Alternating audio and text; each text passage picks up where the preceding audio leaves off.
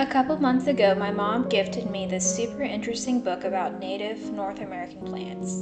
It's been a goal of mine to introduce more native perennials to the garden since they tend to be so low maintenance. Conveniently, I'll get the chance to go to a native plant sale this weekend, and I'm looking forward to finding some of these plants that I've been reading about.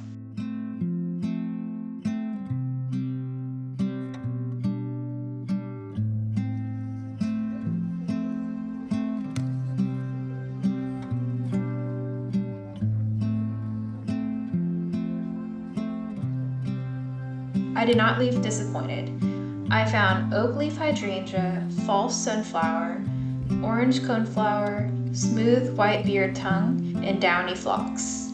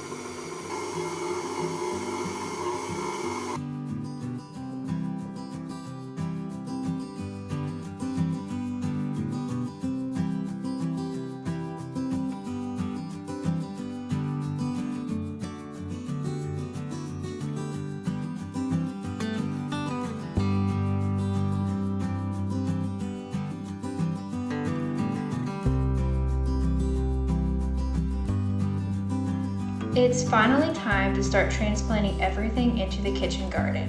One big project that I plan to start adding to the yard this spring was a dwarf boxwood hedge. I wanted to establish it a few feet away from this retaining wall. I propagated a large batch of boxwood cuttings last year, and 35 have survived. However, as we got closer to spring, I decided to postpone planting this hedge, since there are several other parts of the garden that need attention. Reluctantly, I realized that it would be wise to prioritize working on these other garden beds before creating another one. I want to add some of these propagated shrubs to other parts of the yard, and I suppose I can always propagate more cuttings.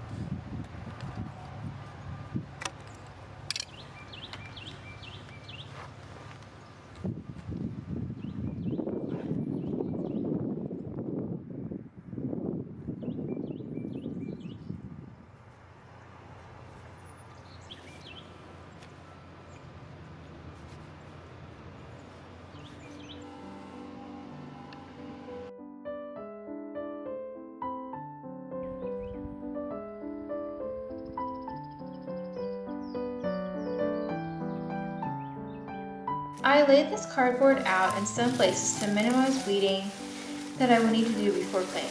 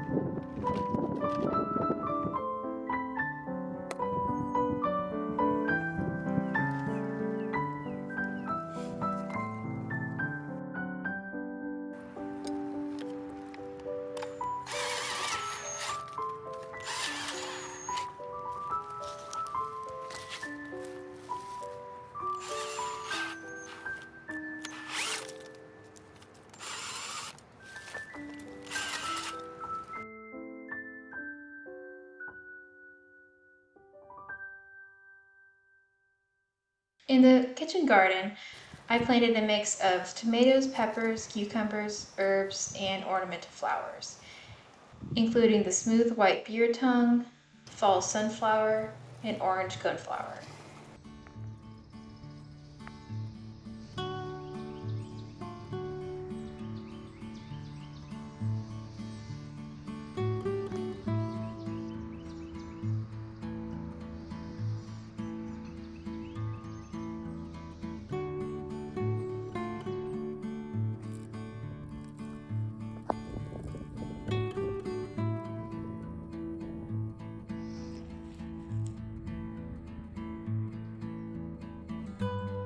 I was gifted this pretty primrose and was inspired to make a bouquet with it being the focal flower.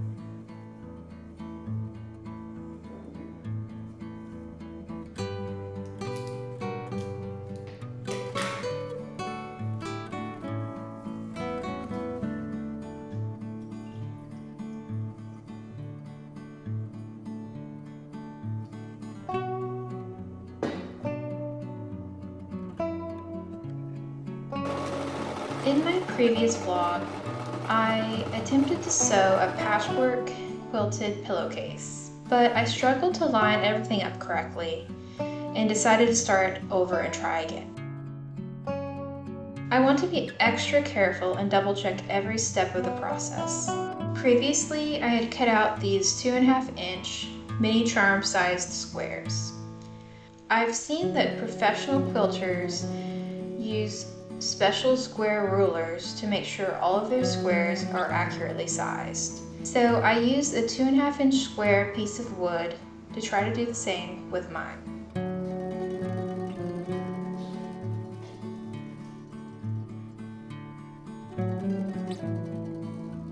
Before I started sewing anything together, it dawned on me that I don't remember the last time that I've cleaned or oiled this sewing machine. Ultimately, my sewing technique was probably the main cause of my issues the first time around, but I want to at least set myself up for success.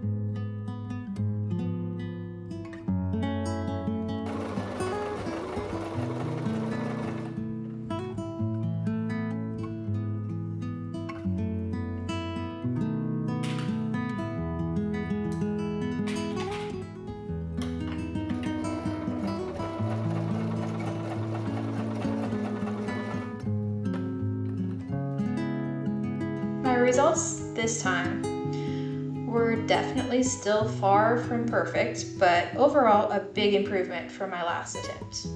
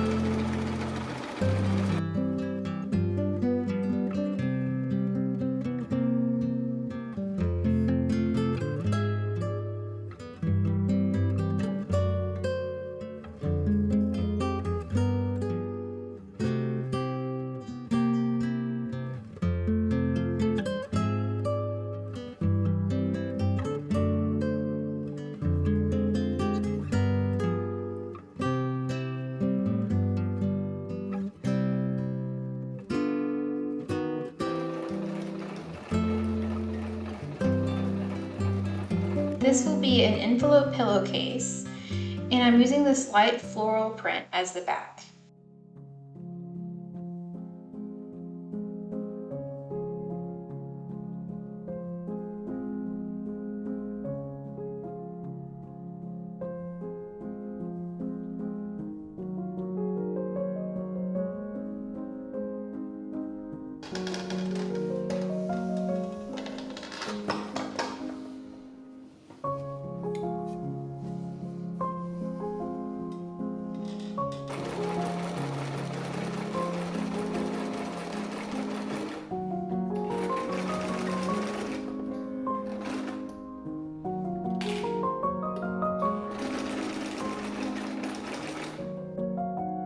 I feel like I made every possible mistake in the process of making this pillowcase, but it was a fun learning experience.